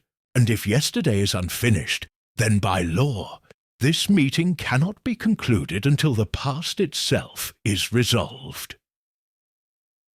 A murmur of approval rippled through the benches. Someone muttered about the precedent set during the long debate of the Second Punic War. Another quoted Cicero, incorrectly but confidently, about the danger of leaving sentences half-spoken. The consul sighed. "Then we shall consider this dawn to be the continuation of yesterday." A scribe dutifully wrote, By common assent, the dawn was declared the remainder of the previous day. You rubbed your eyes. The light had grown brighter now, glinting off the gilded edges of the senators' chairs. Dust motes danced like tiny planets in orbit. You could almost hear time itself grinding its teeth. Outside, a bell rang from the Temple of Saturn, the mark of the 8th hour. The city was fully awake now, but within the Curia, the air still carried the scent of old smoke and arguments too long sustained. A messenger entered, bowing deeply. He bore a bundle of tablets sealed with fresh wax. "In news from the provinces," he announced. "Edicts awaiting ratification." The senators groaned softly, not in disapproval, but in a kind of collective despair. More items, more debate, more reasons to remain seated. The consul waved a weary hand. "Add them to the docket," and so the docket grew. The scribes arranged the new tablets on their benches, each labelled with tidy inscriptions. Taxation in Sicily, road repairs in Campania, grain shipment delays, calendar reform proposals. The last one, you noted wryly, had already appeared 3 times that night, under slightly different phrasing. The first speaker of the morning, a thin, eager senator named Aulus Fabius, leapt to his feet with renewed energy, as if unaware that he had already spoken on the same issue 12 hours earlier. "Fathers," he declared, "I rise to address the question of the calendar." A collective sigh swept the room. Even the scribes paused their styluses mid-stroke. You closed your eyes and let the sound wash over you. The sighs, the scraping of sandals, the faint creak of the Curia's beams. It was all rhythm now, a lullaby made of bureaucracy. Fabius spoke at length. About leap days, about lunar irregularities, about the inefficiency of the current system, until his words blended into a drone that matched the pulse of your own heartbeat. You no longer tried to follow. You simply listened, the way one listens to rain. At last, when his voice faltered, the consul murmured, "Well spoken." The scribes recorded it dutifully. Another hour gone, or perhaps reclaimed from oblivion. The dawn had fully ascended by then, its pale warmth filling the chamber. The senators sat blinking in it like men seeing daylight for the first time. A few smiled faintly, not out of joy, but relief that the sun had remembered them. You, too, felt that relief, though tinged with resignation, for you knew what the light meant, that the meeting had survived the night, and thus had no reason to end. The consul stood, his shadow long across the marble. "Let it be known," he said, "that the Senate remains in continuous deliberation for the good of Rome." The words echoed softly against the stone, and you thought you could hear the city itself answer. The distant roar of markets, the calling of traders, the rolling of cartwheels. Life continued, indifferent to the endless conversation beneath its foundation. A scribe stretched his arms, rubbed his eyes, and turned a new tablet. "Shall I begin a fresh record, Consul?" The consul nodded slowly. "Yes, title it Continuation of the Same." And so the new day began by pretending to be the old one, and the Senate, bleary, unbowed, immortal in its confusion, returned to its labours as though no night had passed, as though Rome's eternity depended on never admitting the difference between today and yesterday. You leaned back against the marble bench and exhaled. Somewhere above, the pigeons cooed their approval. By midday, if midday could be said to exist in a day that had already outlived itself, the air in the Curia shimmered with the fatigue of thought. The senators had ceased to argue in distinct voices. Their words had merged into one continuous murmur, like the low roll of a far-off tide. The scribes, their fingers stiff and eyes grainy, still kept the record alive, though even they no longer pretended to understand it.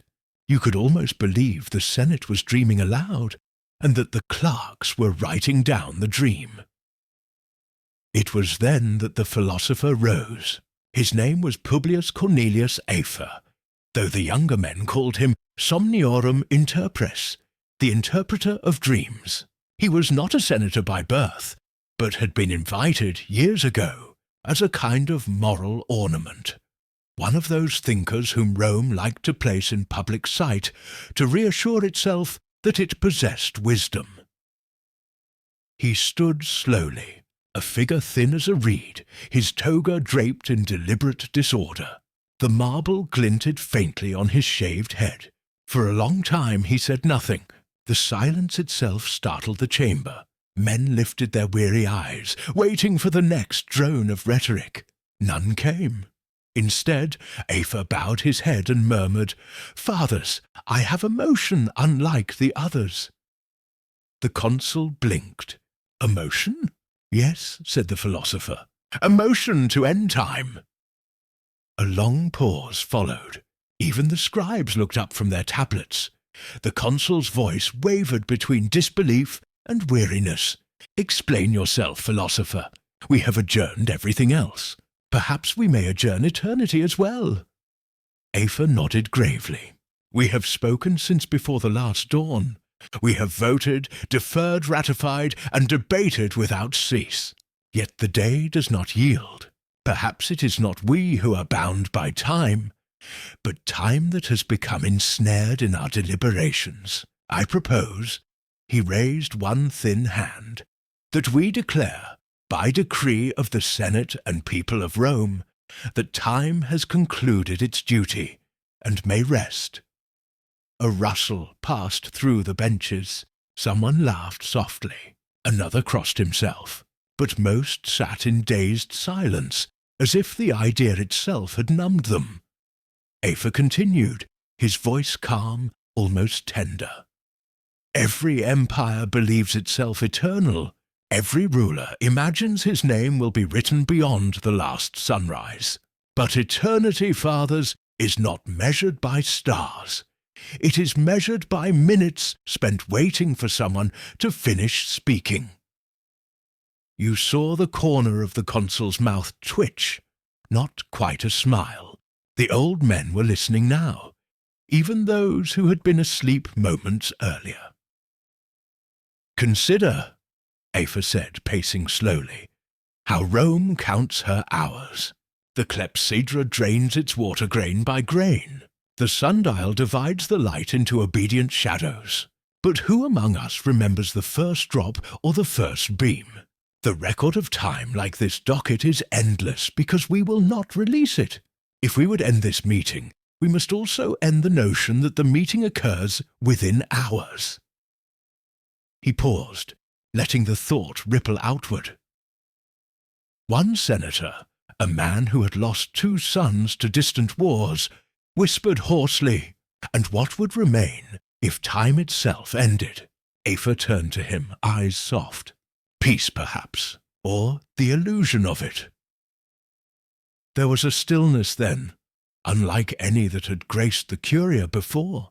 Even the scribes hesitated, uncertain whether to record words meant to abolish the act of recording. The lamps, freshly lit, burned steady and pale. At last the consul spoke. "You ask us to legislate against the sun and the moon, to annul the order of the cosmos." "I ask nothing so grand," said the philosopher, "only that we stop counting the same moment again and again." The consul leaned back, eyes closing briefly. "And if we agree, what happens to Rome?" Afer's gaze softened, as though he pitied the question. "Rome will continue," he said, "but she will breathe slower."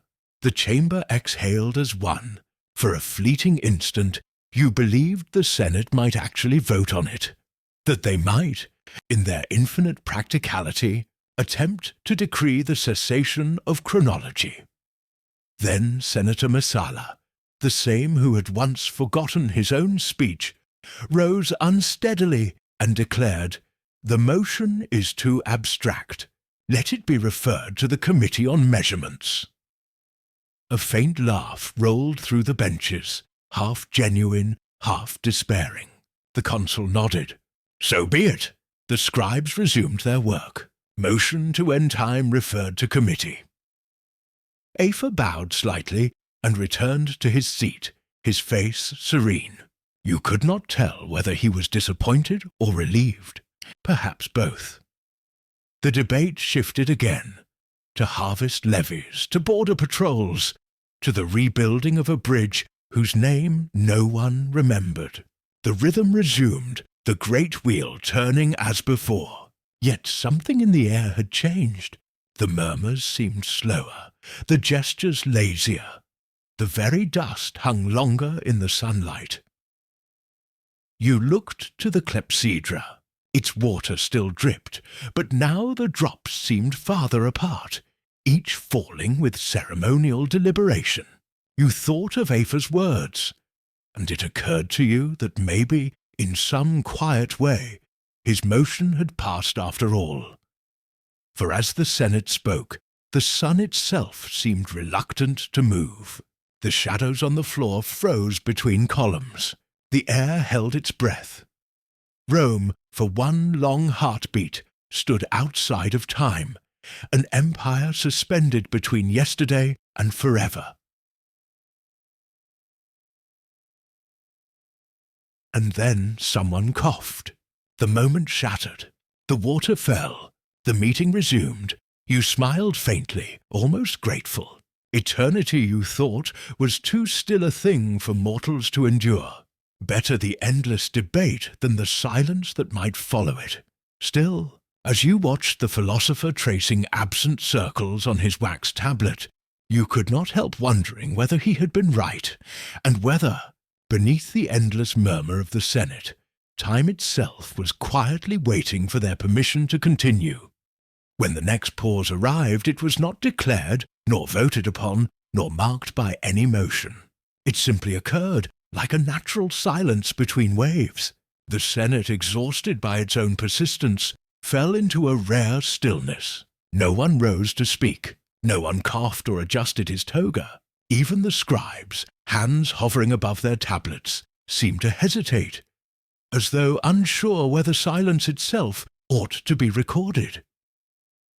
You felt the quiet like a cool cloth upon your brow.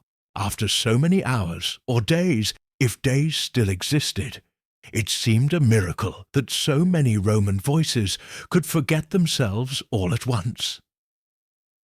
The stillness lasted, perhaps the length of a breath, or perhaps the turning of the stars above. You could not tell. But in Rome, even silence demanded regulation, and it could not last unchallenged. Senator Flavius Longinus, a man whose career had been built on the meticulous policing of formalities, stirred in his seat. His voice was hoarse, but his dignity remained intact. "Consul," he said softly, "is it proper that this silence continues without confirmation of a quorum?" The consul blinked awake from his reverie. "A quorum?" "Yes," Longinus replied, earnest as a priest.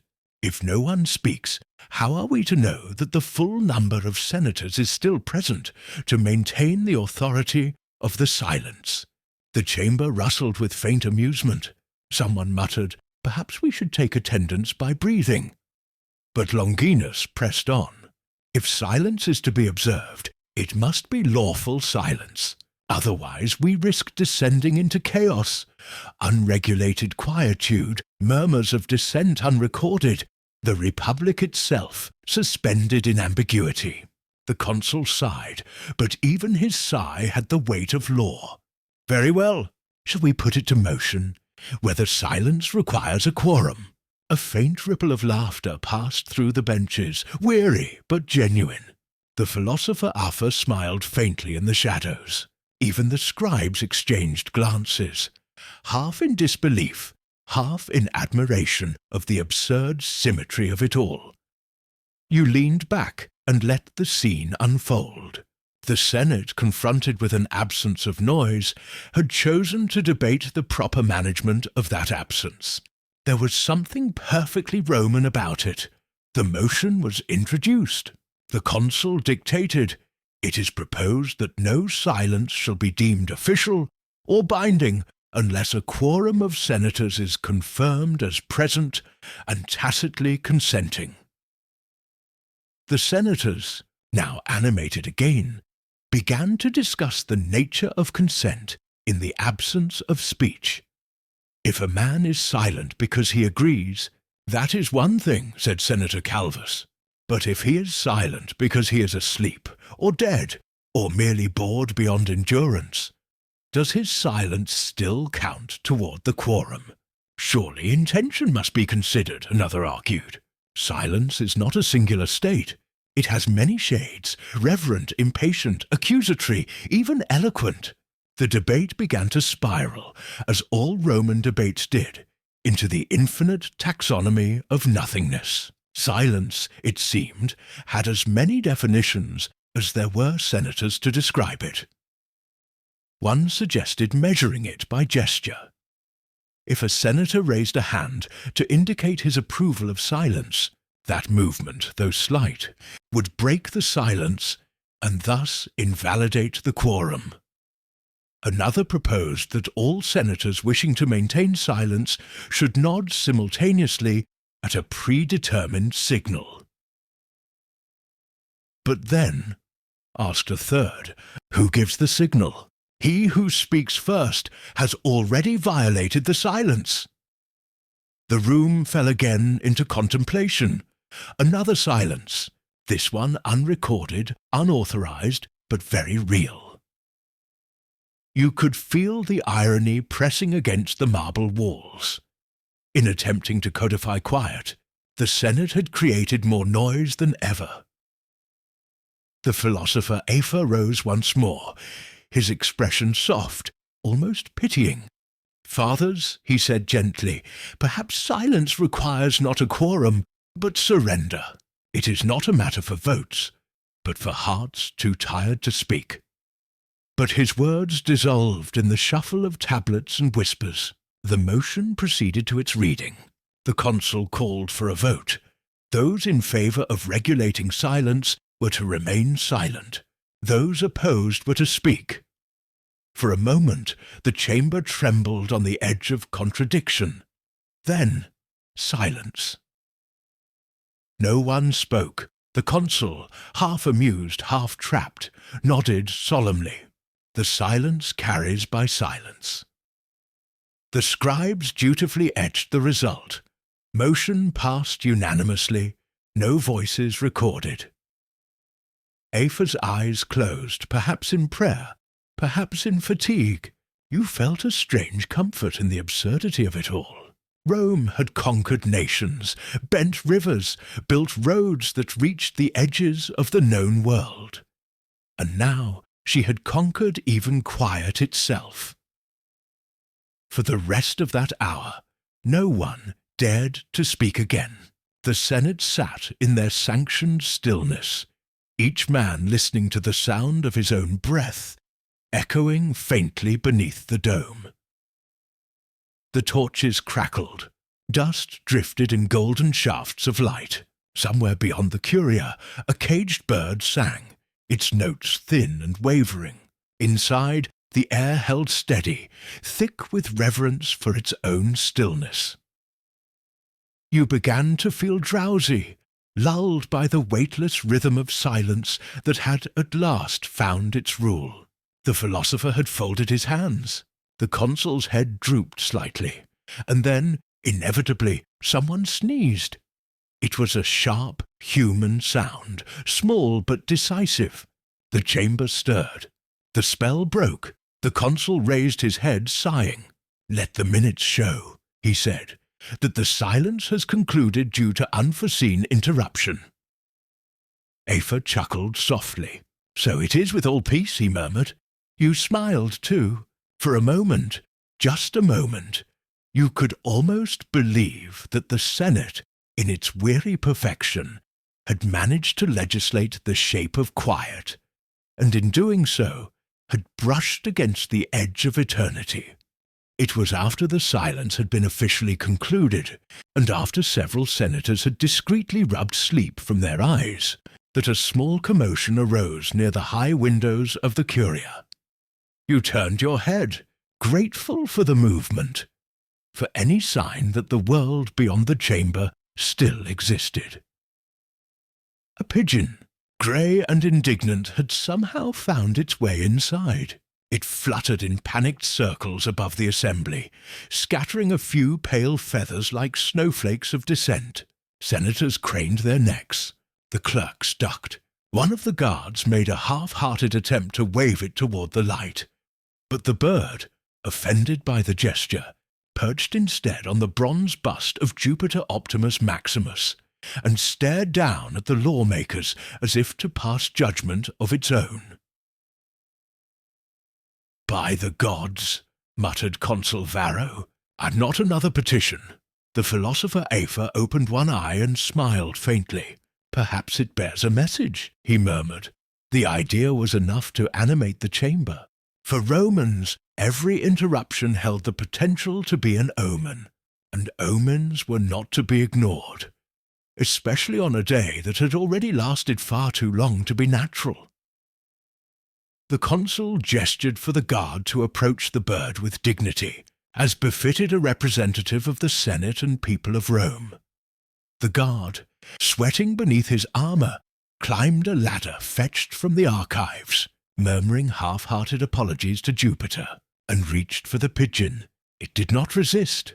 It merely looked at him as if in weary solidarity, allowed itself to be taken, and was brought down with surprising decorum to the marble floor.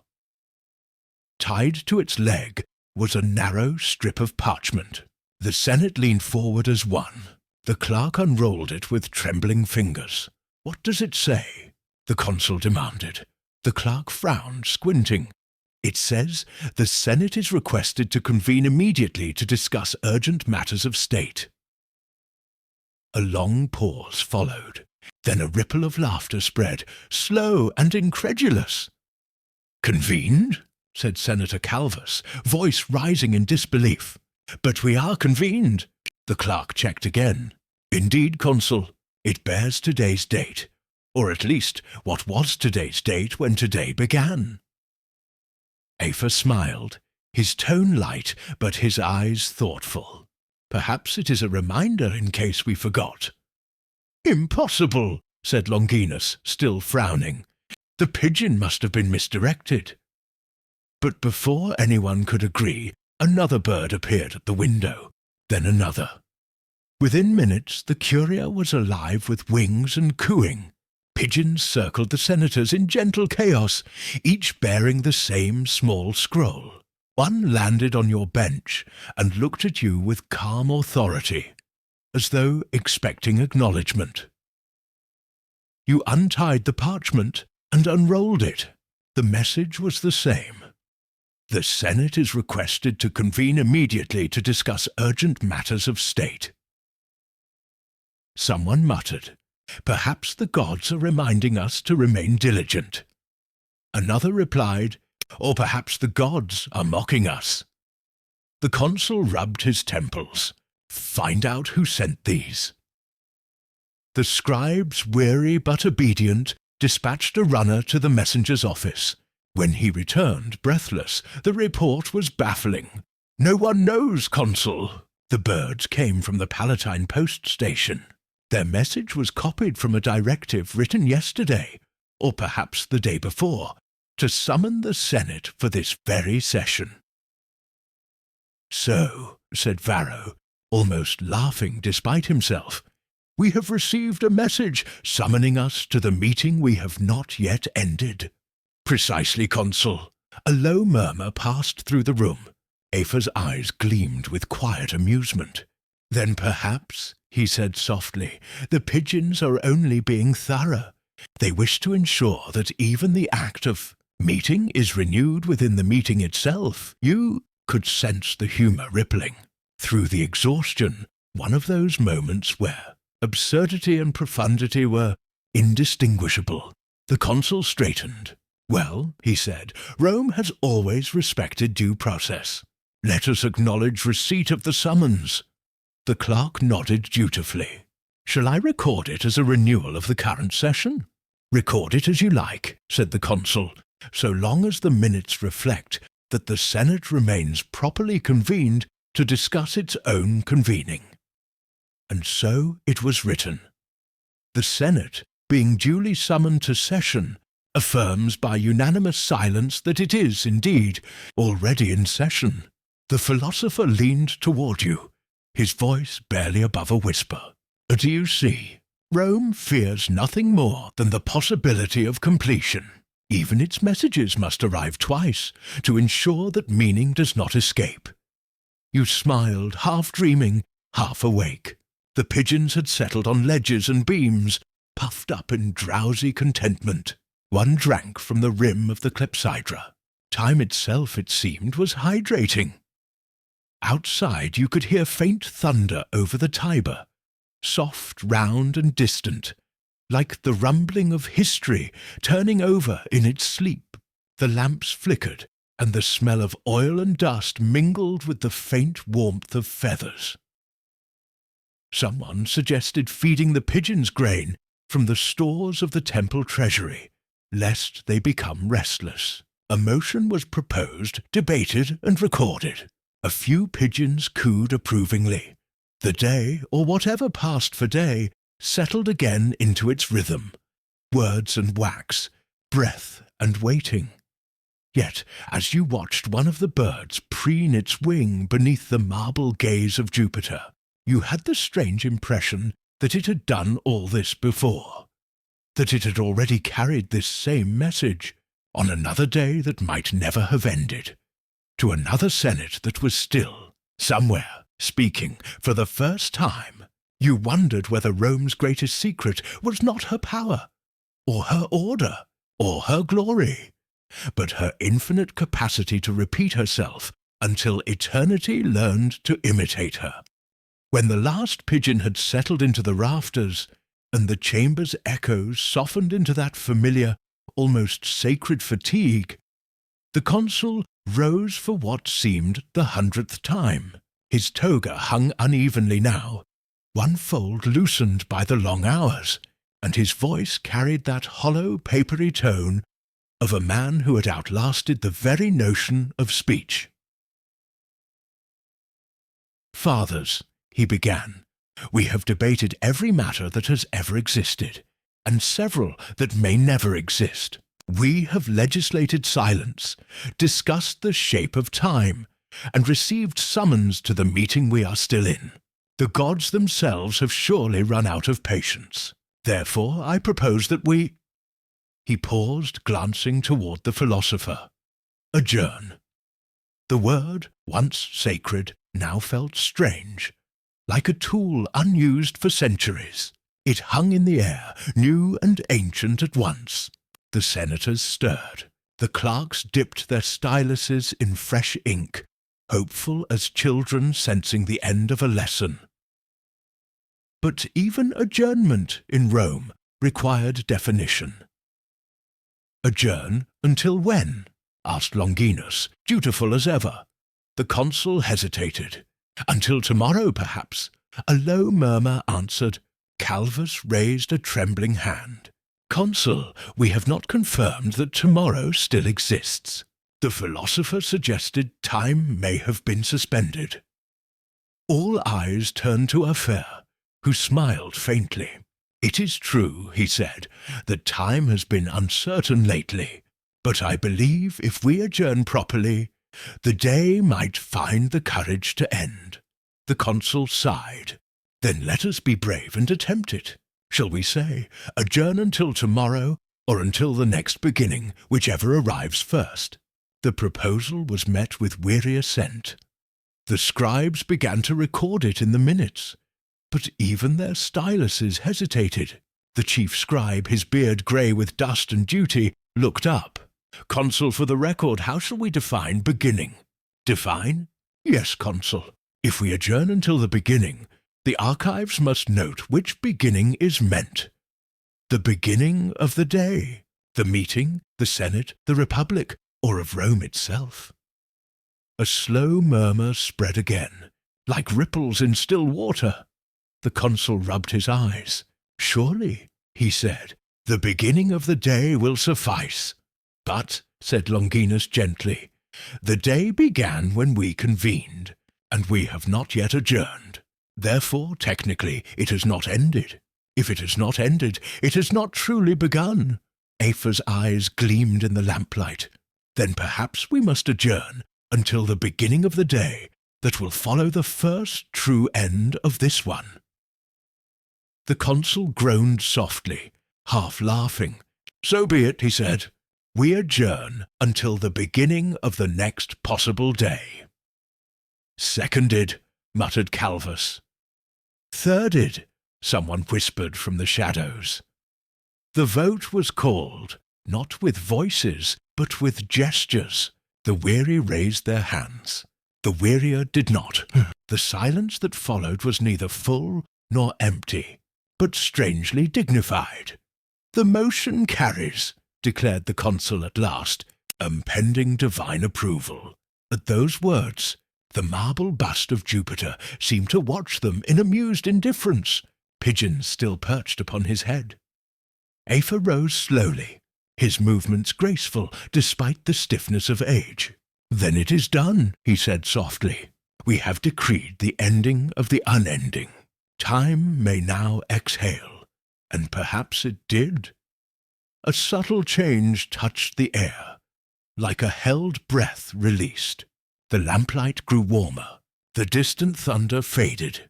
The clepsydra's water, which had long seemed still, resumed its gentle dripping. You felt the marble cool again beneath your palms, as though the hall itself had sighed in relief. One by one, the senators stood. Their sandals whispered across the stone. No one spoke of triumph or fatigue or meaning. They simply drifted toward the door, each man returning to the streets of Rome, as if emerging from a dream he could not fully remember. The scribes packed their tablets, though none could say whether the record they carried described a single day or an entire age. The clerk extinguished the lamps, murmuring to himself, "Adjourned until the beginning." You lingered a moment longer. The philosopher remained seated beside you, tracing idle patterns in the dust. Was it real? You asked him. He smiled without looking up. All meetings are real while they last. The rest is commentary. You both listened. Outside the city breathed, vendors calling, fountains murmuring, the muffled rhythm of hooves on stone. Life continued, gloriously indifferent to decrees. Afa rose at last. Come, he said, the Senate will meet again. It always does. But for now, let Rome dream of quiet things. You followed him out through the great bronze doors, into the violet hush of evening. The sky above the forum was pale gold fading into dusk. Statues cast long shadows that reached toward one another across the marble. Somewhere behind you, the Curia's great doors closed with a sound like the final page of a book. And for the first time in what felt like centuries, the day ended.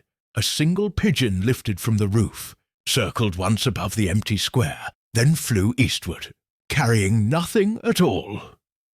The philosopher watched it go and murmured, "There goes the last message that needed sending." You nodded, though sleep tugged at your thoughts. The Senate had adjourned. Rome had begun again, and you at last could rest. And so, as the last senator drifted home through the violet Roman dusk, the Curia stood empty, still echoing with the faint memory of voices debating whether time itself should clock out. The marble cooled, the pigeons dozed, and the empire, for one rare moment, remembered how to rest. Tomorrow Another candle will flicker somewhere else in history, perhaps over a medieval monk who spent 40 years illuminating a single blank page. If you'd like to drift there next, it's already waiting for you.